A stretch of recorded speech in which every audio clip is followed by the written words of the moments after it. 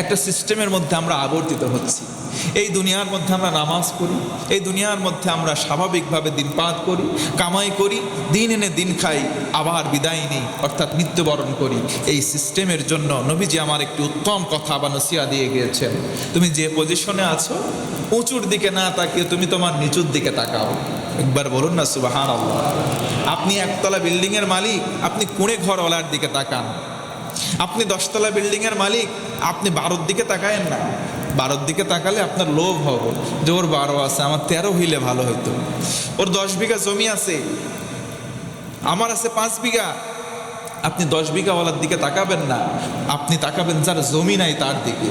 আপনি শুকরিয়া আদায় করবেন, আল্লাহ ওর তো জমিন নাই, আমাকে তুমি কিছু সময়ের জন্য আমার হায়াতের জন্য এই জমিনের মালিকানা বানিয়েছো, শুকরিয়া আদায় করেন, আল্লাহ পাক কল্যাণ দান করবেন।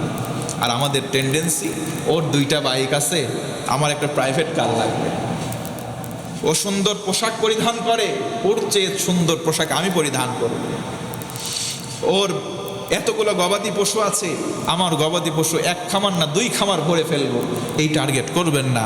নবীজি আমার বলেছেন, দুনিয়ার জিন্দেগিতে পরকালীন পাতেহের জন্য একটি উত্তম শিক্ষা, যে পজিশনে আমরা আছি সেখান থেকে উপরের দিকে না তাকিয়ে শিক্ষার জন্য নিচের দিকে তাকাবো, এবং সেখান থেকে আমরা অনুধাবন করে আল্লাহ শুকরিয়া আদায় করব, বলবো আলহামদুলিল্লাহ। কি বলবো? কারণ আল্লাহ পাক আমার আপনার তাকদীরে, আমার আপনার নসিবে, আমার আপনার বন্টন নামায় যতটুকুন রেখেছেন, ওটা পেয়ে যদি সন্তুষ্ট প্রকাশ করি, আল্লাহর কৃতজ্ঞতা প্রকাশ করি, শাকিরিন বান্দা হতে পারি, আল্লাহ পাক ওই অল্পতেই তুষ্ট করে কল্যাণকর দুনিয়া শেষ করে আমাদের আসল কল্যাণের জায়গায় পৌঁছিয়ে দেবেন ইনশাআল্লাহ। তবে কিছু দায়বদ্ধতা থেকে যায় সামাজিক মানুষ হিসেবে। দায়বদ্ধতাগুলো কেমন? আপনি ধনাঢ্যতা পেয়েছেন, আপনার দায়িত্ব হচ্ছে আপনি স্বাভাবিক দিনপাত করছেন। এমত অবস্থায় আপনার চারপাশে কেউ যদি না খেয়ে থাকে, কেউ যদি দিন এনে দিন খায়, কেউ যদি কষ্টের মধ্যে দিনপাত করে, কেউ অভাবে পড়ে, কেউ চিকিৎসার জন্য কষ্ট পায়, কেউ যদি না খেয়ে থাকে, পরিধানের বস্ত্র না থাকে, আপনার উপর দায়বদ্ধতা এসে যায়, পারিবারিক নয়, সামাজিক কারণ। হাসরের দিন আল্লাহ বলবেন, হে আদম সন্তান, তুমি মোরে সেবা করো নাই, আমি যখন ছিলাম রোগে অজ্ঞান, আমি রোগে ছিলাম, তুমি আমার সেবা করো নাই। মানুষ বলবে, আল্লাহ হাউ টু পসিবল, কেমনে সম্ভব? আল্লাহ বলবেন, কেন দেখনি মানুষ কেঁদেছে রোগের ঘরে তোমার আশপাশে? তার সেবা করলে, তার চিকিৎসা করলে, সেই চিকিৎসা করাটাই আমি আল্লাহকে করার সমান হয়ে যেত। সুবহানাল্লাহ। তার মানে দায়বদ্ধতা থেকে যায়, আমি আপনি যে ধনাঢ্যতা অর্জন করেছি, আমার আপনার থেকেও কিছু মানুষ অসচ্ছল আমাদের চারপাশে আছে, তাদের প্রতি তাকানো। তারা আমাদের কাছে চাইবে না, তাদের কাছে গিয়ে তাদের চাহিদাটা মেটানো আমার আপনার দায়িত্ব। সে কখন চাইবে এই জন্য আপনি অপেক্ষা করবেন না, বরং আল্লাহ পাক আপনাকে যতটুকুন দিয়েছেন সেটা নিয়ে আপনি তার কাছে এগিয়ে যাবেন। এটা আপনার আমার নৈতিক এবং ইমানি দায়িত্ব। করবো তো ইনশাআল্লাহ। তাহলে এখন থেকে উপরের দিকে নয়, তাকাবো কোন দিকে? নিচের দিকে। এই নিচের দিকে বলতে রাস্তার নিচের দিকে তাকায় হাঁটতে লেগে আবার দেওয়ালের সঙ্গে মাথা খায় না, খাম্বার সঙ্গে মাথা ফাটায়েন না। এই নিচের দিকে তাকানোর অর্থ হচ্ছে, আমার আপনার পজিশন যেমন আছে, সেখানকার নিম্ন স্তরের যারা আছে তাদের দিকে তাকাবো এবং আমার আপনার পজিশনের জন্য শুকরিয়া আদায় করব। আলহামদুলিল্লাহ পড়েন। বলতে পারেন, হুজুর আমার তো জমি জমা নাই, আমার তো কিচ্ছু নাই। আপনি কোন দিকে তাকাবেন? আপনি তাকাবেন বিকলাঙ্গ একটা মানুষের দিকে, যার 2টা হাত নাই, যার 2টা পা নাই। যার পা আছে, যার পা আছে সে চিন্তা করে আমার স্যান্ডেল লাগবে। ইমাম আহমদ ইবনে হাম্বলের সময় আল্লাহর বান্দা চিন্তা করলেন, আমার তো স্যান্ডেল নাই। আল্লাহর কাছে দোয়া করলেন, আল্লাহ আমার স্যান্ডেল নাই, অভিযোগ তুমি আমার স্যান্ডেল কেনার সামর্থ্য দাও নাই কেন? ঘর থেকে বের হয়ে দেখে একজন ভিক্ষা করতেছে, তার 2টা পাই নাই। আল্লাহু আকবার।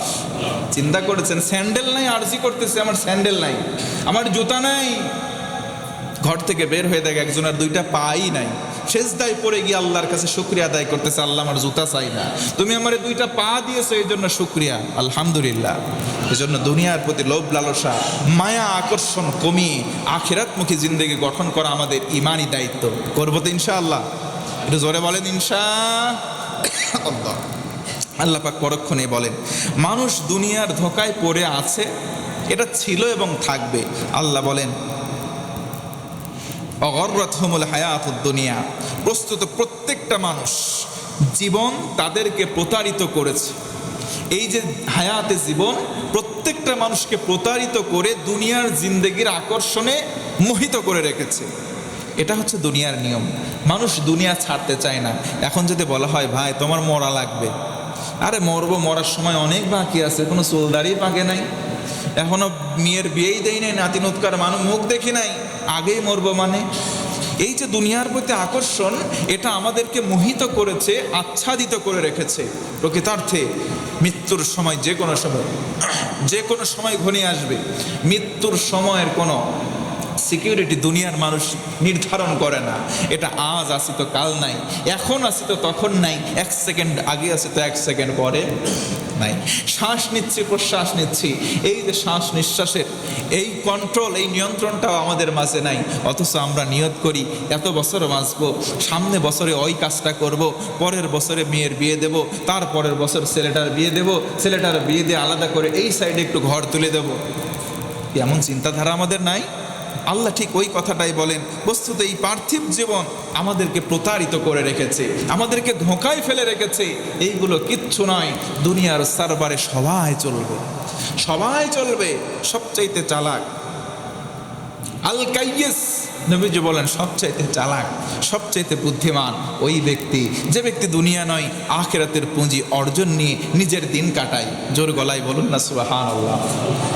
চালাক সেই ব্যক্তি যে দুনিয়ার সম্পদ অর্জন নিয়ে নয়, বরং আখিরাতের সম্পদ অর্জন নিয়ে দিন কাটায়।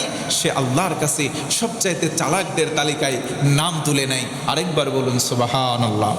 আল্লাহ তাআলা বলেন, ইয়া আইয়ুহান নাস, ও মানব মণ্ডলী, ও পৃথিবীর মানুষ জাতি, তোমরা শুনে নাও, ওয়াদাল্লাহি হাক্কুন, নিশ্চয়ই আমি আল্লাহ পাকের ওয়াদা হচ্ছে সত্য ওয়াদা।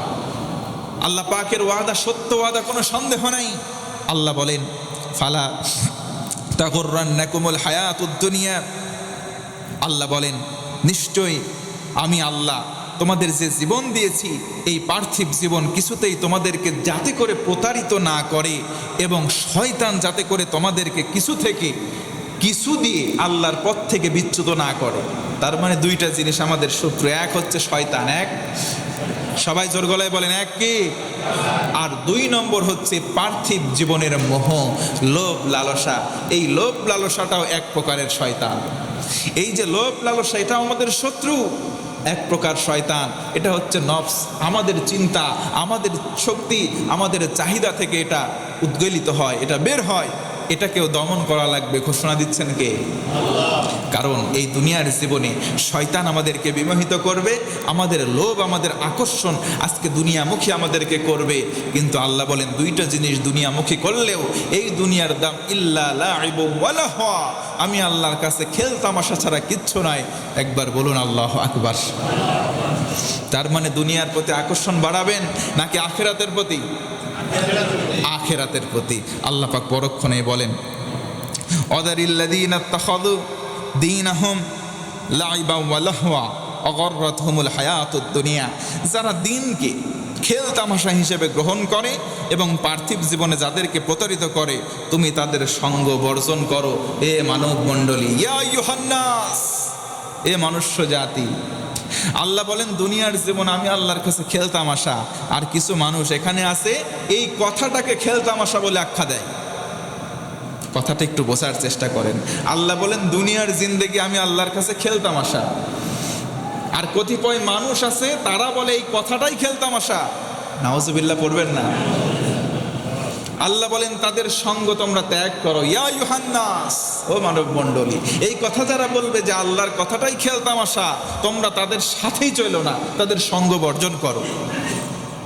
তার মানে যারা দুনিয়ামুখী হবে, পরকাল বিমুখ হবে যারা, তাদের সাথে মেশা যাবে না। এই ঘোষণা দিচ্ছেন কে? আপনি চিন্তা করে দেখেন আমার আপনার পজিশন আজকে কোথায় আছে? আমার আপনার পজিশন কি দুনিয়ামুখী নাকি আমার আপনার পজিশন আখিরাতমুখী? চক্ষু বন্ধ করেন, আপনি রাত্রিবেলা শয়ন কক্ষে গিয়ে শুয়ে পড়েছেন। আপনি শুয়ে চক্ষুটা বন্ধ করে 5 থেকে 10টা মিনিট নিজেকে সময় দেন। চক্ষু বন্ধ করে আপনি চিন্তা করেন সারাটা দিন, সকালে প্রত্যুষে আমি ঘুম থেকে উঠেছি, সারাদিন আমি কল্যাণের কি কি কাজ করেছি। আমি সারাদিনে কতটা বাজে কাজ করেছি, কতটা হিংসা করেছি, কতটা মানুষের নামে নিজের মনে মনে খারাপ ধারণা করেছি। একদিন নয়, আমি একটু ফ্ল্যাশব্যাকে যাই, দেখি তো গত সপ্তাহে কতজনকে নিয়ে অন্যায় করেছি, আমি কি কি ভালো কাজ করেছি, কি মন্দ কাজ করেছি।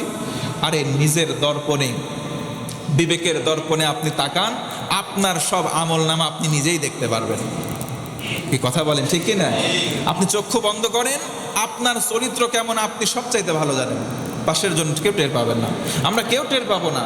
এই যে পাশে গায়ে গা, কাঁধে কাঁধ মিলিয়ে আছি, একসঙ্গে চলছি ফিরছি, সংসার করছি, অর্থাৎ একসঙ্গেও যদি আপনি থাকেন, আপনার মনের খবর পাশের জন কিচ্ছু বলতে পারবে না। আমার মন আপনার মন কেমন সবচাইতে ভালো জানি পৃথিবীর মধ্যে আমি আপনি নিজেই। এ আল্লাহ তো ভালো জানেনি, আল্লাহু আ'লাম, সবচাইতে ভালো জানেন, সেটা পরের বিষয়। দুনিয়ার মধ্যে আমার আপনার পজিশন কয় নম্বর, আমি আপনি কত নম্বরের ভালো, পাশের জন বলবে না, মানুষ বলবে না, কে কি বললো বাজে কথা বলুক না, নিজের কথা নিজের কাছে প্রশ্ন করেন, আপনি ভালো নাকি মন্দ, নিজেই উত্তর দিবে, না আমি ভালো, না রে আমি মন্দ। এজন্য কাউকে জিজ্ঞেস করার দরকার নাই। আজকে গিয়ে আমলটা করবেন, যখন শয়ন কক্ষে যাবেন, রাত্রিবেলা শুয়ে পড়েছেন, একটু ফ্ল্যাশব্যাকে যাবেন চক্ষু বন্ধ করে 5 থেকে 10 মিনিট। আমি আমার জীবনে এই পর্যন্ত এসেছি, আল্লাহ যদি এখন দাঁড় করায়, তোর মরণ হয়ে গেল বান্দা, তুই দাঁড়া, একটু হিসাব দিয়ে বল যে তুই ভালো নাকি মন্দ। যদি বুকে হাত দিয়ে বলতে পারে আমি ভালো, তাহলে আপনি জান্নাতে যাবেন, আশা করতেই পারেন। আর যদি বলেন না আল্লাহ এমন কোনো আমল করি নাই যে জান্নাতে যেতে পারবো, তাহলে আপনি আপনার বিচারটা নিজে আগে করেন, তারপরে আল্লাহর কাছে দায় দেন। আপনি জান্নাতের উপযুক্ত কিনা, ভালো মানুষ কিনা, আর আরেকজনকে বলার আগে নিজের কাছে প্রশ্ন করেন। এই নো দাই সেলফ, আগে নিজেকে জানুন, আমি কি ভালো, নিজের থেকে প্রশ্নের উত্তর নিয়ে দেখেন। আপনি যদি ভালো বলে আপনার বিবেকের কাছ থেকে, আপনি ভালো। আর আপনার ভিতর থেকে যদি না আসে, না আমি এখনো ভালো হতে পারিনি, তবে ভালো হওয়ার প্রক্রিয়ায় আছি, আপনি এখনো ভালো হন নাই। কি কথা বলেন, ঠিক কি না? আমার সঙ্গে কি আপনারা একমত? আল্লাহ পাক আমাদের সঠিক বুঝ যেন দান করে, পড়ে না আমিন। আর একটু জোরে পড়েন আল্লাহুম্মা আমিন। আল্লাহ পাক পরক্ষণে বলেন, যে ব্যক্তি দুনিয়ার প্রতিদান কামনা করে, আমি তাকে তা হতে কিছু দান করব। আল্লাহ বলেন, কেউ যদি দুনিয়া থেকে কিছু চায়, আল্লাহ আমার এই দাও সেই দাও, আল্লাহ বলেন কিছু না কিছু আমি আল্লাহ তাকে দেই। সুবহানাল্লাহ পড়বেন না? আল্লাহ কিছু না কিছু তাকে দেয়।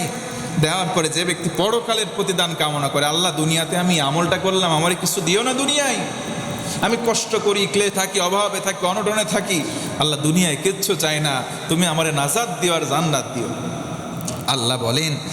আল্লাহ বলেন আমি তাকে তা হতেই প্রদান করব, কারণ সে দুনিয়া চাই নাই, চাইছে আখিরাত। আর আল্লাহ বলেন খায়রুল লাকুম, আর আখিরাত তো তোমাদের জন্য উত্তম বাসস্থান। জোরে বলুন সুবহানাল্লাহ।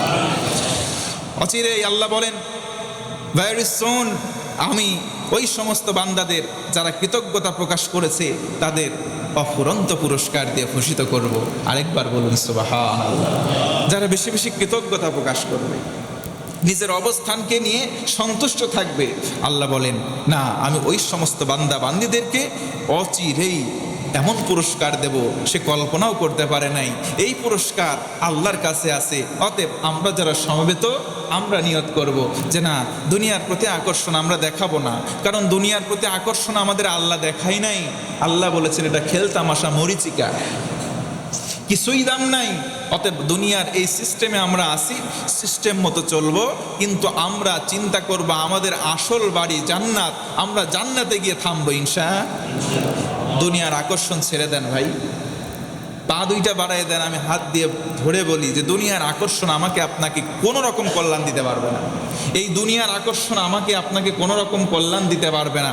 সামনে দিনে আসবে এই দুনিয়ার আকর্ষণের প্রধান দুইটা আরো বস্তু। 1 নম্বর হচ্ছে সন্তান, আর 2 নম্বর হচ্ছে সম্পদ।